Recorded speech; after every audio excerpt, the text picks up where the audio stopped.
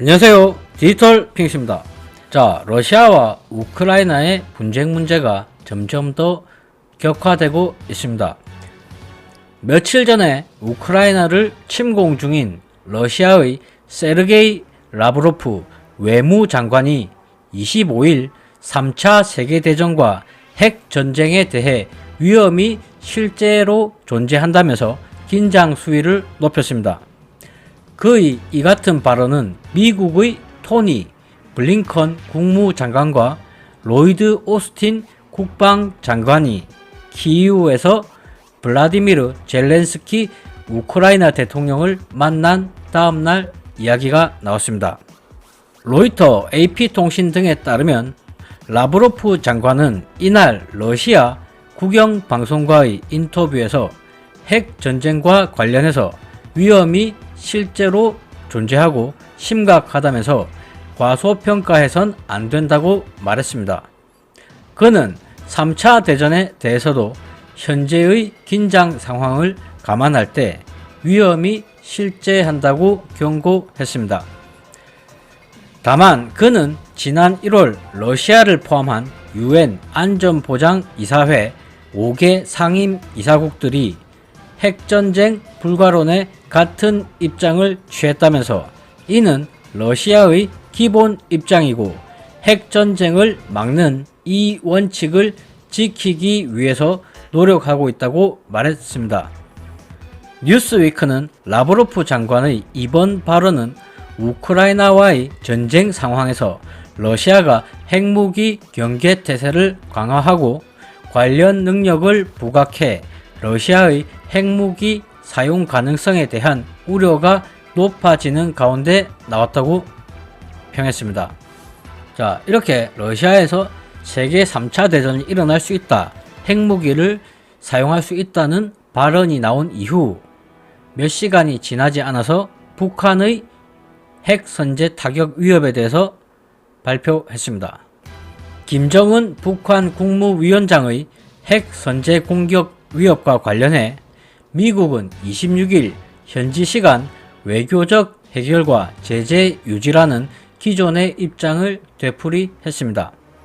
네드 프라이스 미 국무부 대변인은 이날 언론 브리핑에서 김 위원장의 전날 열병식 연설에 대해서 북한이 국제평화와 안보, 글로벌 비확산 체제의 위협이라는 우리의 평가를 거듭 확인하는 것이라고 말했습니다. 이어서 북한의 도발과 무력 사용에 맞서 영내 미국인과 한국, 일본을 방어하기 위해서 동맹 파트너 국가와 중요한 이해관계를 함께 하고 있다고 강조했습니다. 그는 한반도의 완전한 비핵화라는 목표를 재차 확인한 뒤 우리는 북한의 어떤 적대적 의도도 품고 있지 않다면서 외교와 대화에 관여하는 데 열려있다고 덧붙였습니다.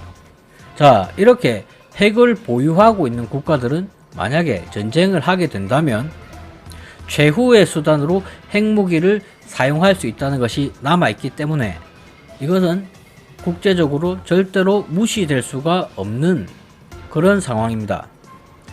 자, 핵을 보유하는 것이 맞는지 핵을 포기해야 하는 것이 맞는지 정말로 알 수가 없습니다.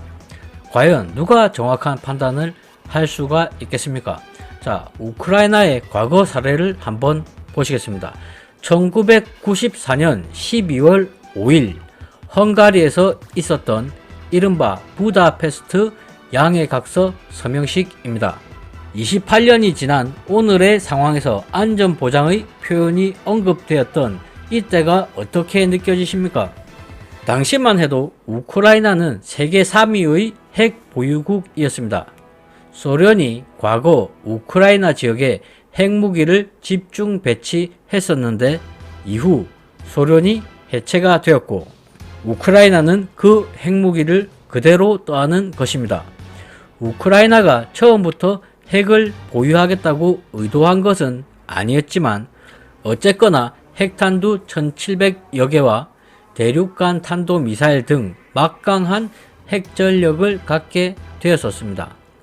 우크라이나가 이 핵무기들을 내놓고 대신 미국과 러시아 그리고 영국이 독립과 안전을 보장해 주겠다고 말한 것이 바로 부다페스트 양해각서입니다. 이 각서에는 우크라이나 독립과 주권, 국경에 대한 존중, 우크라이나에 대한 무력 삼가, 경제적 압박 삼가, 우크라이나 위협 상황 시 안보리 이사회의 조치, 그리고 우크라이나에 대한 핵무기 불사용 등의 내용이 담겼습니다. 하지만 전 세계가 지켜보듯 이 각서는 2022년 현재 전혀 힘을 발휘하지 못하고 있습니다. 애초 각서의 형식상 조약보다 강제력이 낮다는 한계가 있었습니다. 당시에는 각국의 이해관계가 맞아떨어지면서 핵무기를 빼낼 수가 있었습니다. 우크라이나는 최근 다시 이 각서를 지켜달라고 호소했습니다. 러시아가 전면전을 시작하기 직전 상황으로 돌아가 보겠습니다. 이 당시 독일 뮌헨 안보회의에 참석한 젤렌스키 우크라이나 대통령이 발언을 했습니다. 우크라이나는 세계 3위의 핵전력을 포기하는 대가로 안전보장을 약속받았습니다. 이제 우리는 그 무기가 없습니다. 안전 또한 없습니다.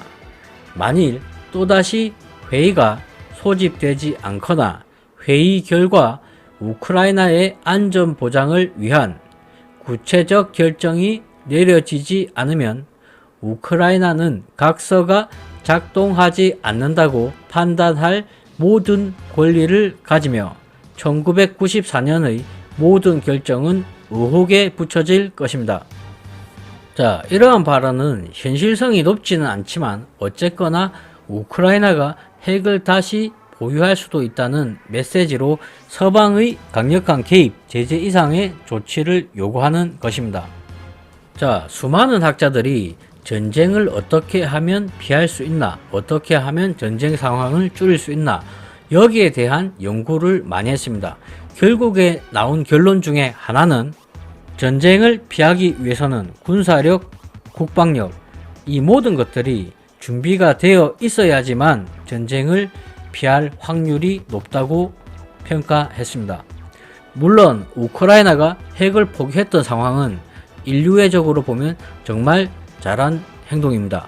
하지만 지금 현재 우크라이나의 대통령, 우크라이나의 국민들은 핵을 포기한 것에 대해서 후회를 하고 있을지 아니면 어떻게 생각할지는 모르겠습니다. 이상 방송을 마치겠습니다. 시청해 주셔서 감사합니다.